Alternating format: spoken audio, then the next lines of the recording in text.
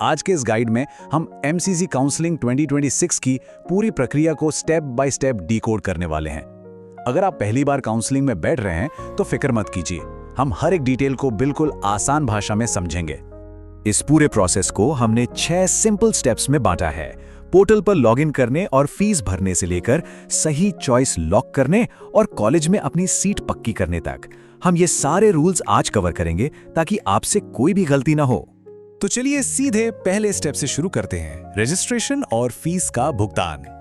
यहीं से आपका एमसीसी पोर्टल का असल सफर शुरू होता है। एमसीसी की ऑफिशियल वेबसाइट पर जाते ही नए कैंडिडेट्स को होम पेज पर न्यू कैंडिडेट रजिस्ट्रेशन का ऑप्शन दिखेगा। पहली बार अप्लाई करने वालों के लिए यही एंट्री पॉइंट है। यहीं से आप अपने क्रेडेंशियल्स और प्रोफाइल क्रिएट करेंगे। अब यहाँ फीस का स्ट्रक्चर समझना बहुत जरूरी है। आपको एक नॉन रिफंडेबल रजिस्ट्रेशन फीस देनी होती है और साथ में एक रिफंडेबल सिक्योरिटी डिपॉजिट। एक दिलचस्प बात बताऊं, अगर आप डीम्ड यूनिवर्सिटीज को टारगेट कर रहे हैं तो ये डिपॉजिट सीधे 2 लाख रुपए तक जाता है। तो जाहिर है आपको अपने ऑप्शंस बहुत सोच समझकर चुनने होंगे। दूसरा अहम पड़ाव है आपके डॉक्यूमेंट्स की तैयारी। ऑनलाइन पोर्टल पर आगे बढ़ने से पहले आपको अपने सभी पेपर्स एकदम रेडी रखने चाहिए।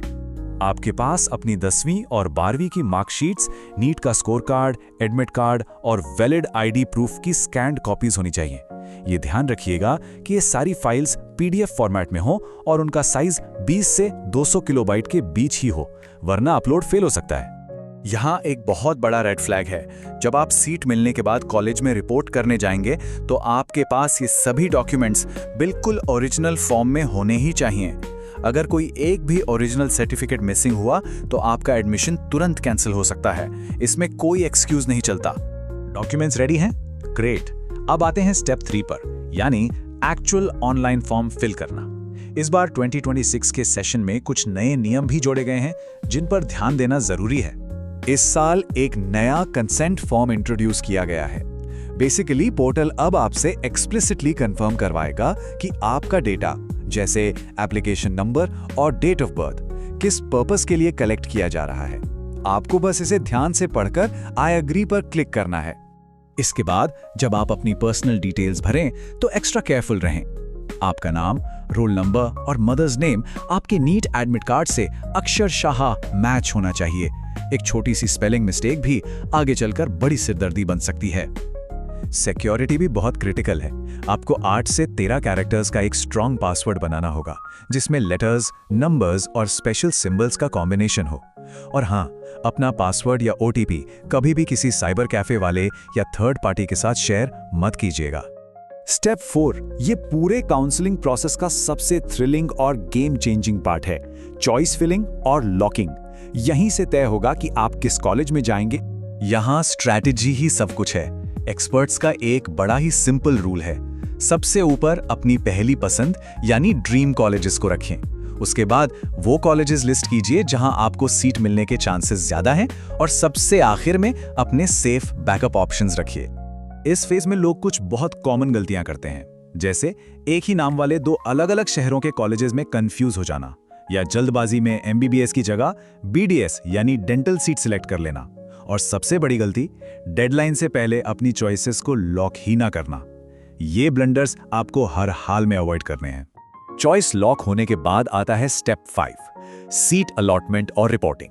जब सॉफ्टवेयर आपकी चॉइसेस को प्रोसेस करके रिजल्ट निकालता है तब असल एक्शन शुरू होता है। मान लीजिए आपको अलॉटमेंट लेटर मिल गया। अब पोर्टल पर आपको अपना डिसीजन बताना होगा। आपके पास 2 ऑप्शंस होंगे। क्या आप उस सीट से खुश हैं और उसे फ्रीज करना चाहते हैं, या फिर आप उसे होल्ड करके अगले राउंड में किसी बेहतर कॉलेज के लिए फ्लोट करना चाहते हैं। अगर आप सीट ले रहे हैं तो प्रोसीजर बड़ा सिंपल है। अपना प्रोविजनल लेटर डाउनलोड कीजिए, ऑनलाइन अपनी विलिंगनेस सबमिट कीजिए और टाइम लिमिट के अंदर अलॉटेड कॉलेज में फिजिकली जाकर अपने डॉक्यूमेंट्स वेरीफाई करवाइए। और फाइनली हम आते हैं अपने आखिरी स्टेप पर, एग्जिट रूल्स, अपग्रेड्स और रिफंड्स। ये फेज थोड़ा ट्रिकी है, इसलिए इसके नियमों को ध्यान से समझना बहुत जरूरी है। देखिए, राउंड 1 काफी रिलैक्स्ड होता है। यहाँ आपको फ्री एग्जिट मिलता है, यानी बिना किसी पेनल्टी के सीट छोड़ने का मौका। लेकिन अगर आप राउंड 2 या राउंड 3 में अलॉट हुई सीट को छोड़ते हैं या ज्वाइन नहीं करते हैं तो आपकी पूरी सिक्योरिटी डिपॉजिट अमाउंट जब्त हो जाएगी। राउंड 3 को तो आप लिटरली एक वन वे स्ट्रीट समझ लीजिए। अगर आपने वहां रिपोर्ट करके कॉलेज ज्वाइन कर लिया तो आप सिस्टम में परमानेंटली लॉक हो गए, और अगर आपने रिपोर्ट नहीं किया तो डिपॉजिट तो जाएगा ही, आप आगे आने वाले स्ट्रे वैकेंसी राउंड्स से भी पूरी तरह बाहर हो जाएंगे, कोई वापसी नहीं। तो कुल मिलाकर बात यह है कि फाइनल सबमिट बटन पर क्लिक करने से पहले एक बार रुकिए और खुद से पूछिए, क्या मेरी चॉइस लिस्ट परफेक्ट ऑर्डर में है? क्या मैंने रिफंड और एग्जिट के सारे रिस्क समझ लिए हैं? क्योंकि पोर्टल पर किया गया आपका वो एक क्लिक आपके मेडिकल करियर के अगले 5 साल तय करने वाला है। तो क्या आप अपने सबसे बड़े डिसीजन के लिए पूरी तरह तैयार हैं?